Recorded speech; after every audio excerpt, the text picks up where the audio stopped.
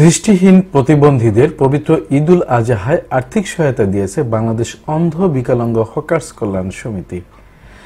কাপ্তান বাজার সর্ববৃহৎ ইলেকট্রিক মার্কেটের দোতলায় সমিতির নিজস্ব অফিসে 160 জন প্রতিবন্ধীকে এই আর্থিক সহায়তা দেওয়া হয়।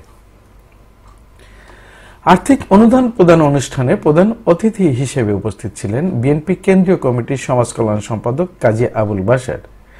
এছাড়াও বিশেষ বক্তা ছিলেন জাতীয় দৃষ্টি প্রতিবন্ধী সংস্থার সাবেক চেয়ারম্যান মিনহাজ উদ্দিন সহ বিভিন্ন শ্রেণী পেশার মানুষ।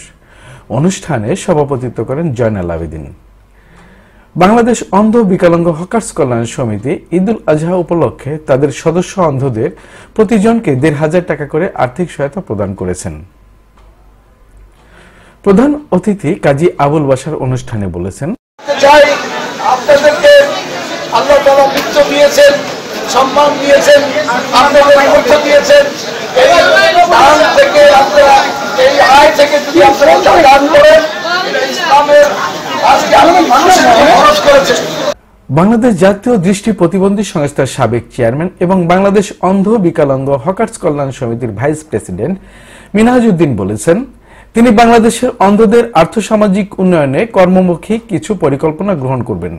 তার লক্ষ্য অন্ধরা যাতে আর্থিক সুরক্ষার মধ্যে থাকতে পারে এবং জীবন ও জীবিকার মান উন্নয়নই তার একমাত্র লক্ষ্য। বাংলাদেশের সকল দৃষ্টি প্রতিবন্ধী প্রত্যন্ত অঞ্চল থেকে শুরু করে শহর পর্যন্ত সকলকে আমরা আর্থ সামাজিক উন্নয়ন, পুনর্বাসন এবং প্রশিক্ষণের ব্যবস্থা করব।